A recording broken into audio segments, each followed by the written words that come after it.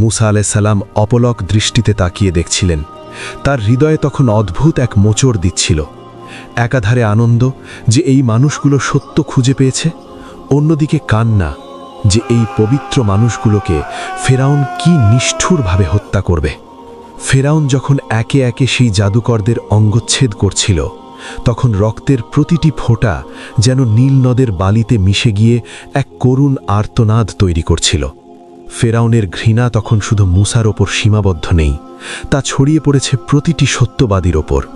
সে মুসাকে মানসিকভাবে ভেঙে দেওয়ার জন্য তার চোখের সামনে তার প্রিয় মানুষদের ওপর জুলুম বাড়াতে থাকল।